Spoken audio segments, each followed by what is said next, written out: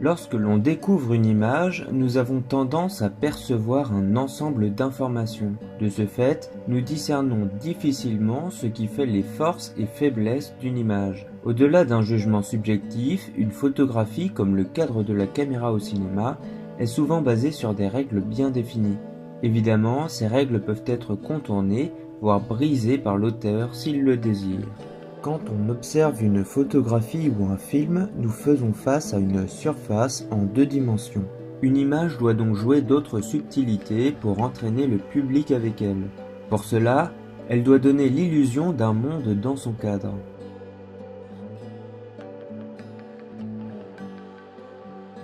La règle des tiers consiste à diviser imaginairement une image en 9 cases égales. Cela sert en partie à harmoniser un cadre.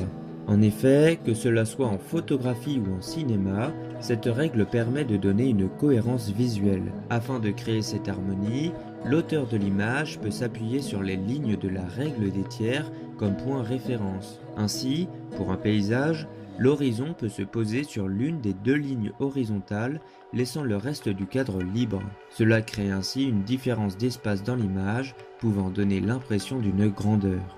Mais la règle des tiers permet également de placer des objets ou des personnes de telle façon à ce que l'on comprenne ce qu'elles regardent ou ce qu'il y a en dehors du cadre.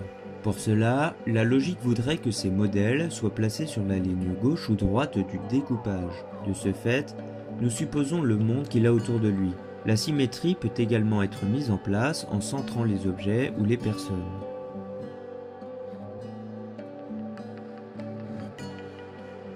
Pour donner un sens à une image, l'auteur peut utiliser 3 grands axes.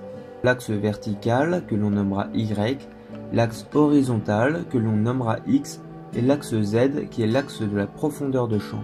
Nous pouvons également en noter un dernier, l'axe XY, qui est l'axe des diagonales d'une image. Si pendant longtemps l'horizontalité et la verticalité ont été suffisants pour créer des fresques, par exemple en Égypte antique, l'axe de la profondeur s'est véritablement développé à la Renaissance et notamment en Italie. Durant cette période, les mathématiciens et philosophes ont développé une réflexion autour de la profondeur de champ et notamment avec le point de fuite.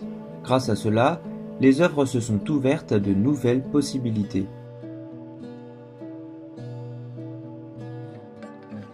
L'horizontalité peut signifier un conflit et ce notamment lorsque les 2 sens sont employés dans un même plan. L'horizontalité joue également un rôle dans la lecture d'une image. En effet, en Occident, nous lisons de gauche à droite, ce qui nous semble donc être un sens de lecture logique. Lorsque nous voyons un objet ou une personne allant dans l'autre sens, cela nous interpelle. D'après certains auteurs, si quelque chose entre dans le champ à gauche, cela nous donne une idée positive sur cet élément, comme il s'agit de notre sens de lecture. Inversement, quand un objet entre de la droite du cadre, nous avons tendance à le penser comme négatif.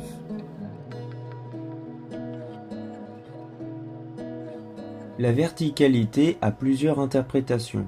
Tout d'abord, si nous découvrons un objet parcourir cet axe avec un rythme régulier, comme ce peut être le cas au cinéma, nous avons tendance à penser que c'est la bonne route, que la destination est sur ce chemin. Ensuite, si un élément va de haut en bas, cela nous semblera logique du fait de la gravité. Dans le sens inverse, cela nous paraîtra plus étrange à cause de la contrainte de la gravité.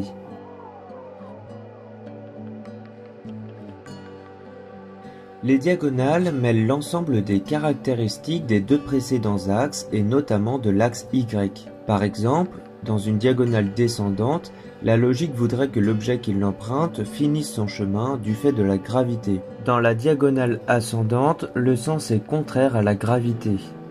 Mais il est également contraire à notre mode de lecture dans le sens droite-gauche.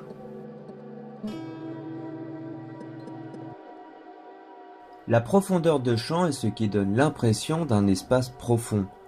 La focale, le décor ou l'éclairage permet de donner cette illusion. De plus, cet axe peut être utilisé par un changement de point dans la profondeur avec le flou net d'un objet à un autre. Mais il peut également être mis en scène de telle façon que le premier plan, le plan intermédiaire et l'arrière-plan soient des centres d'action différents, c'est-à-dire exprimés à travers ces 3 espaces des actions distinctes, créant une profondeur plus marquée.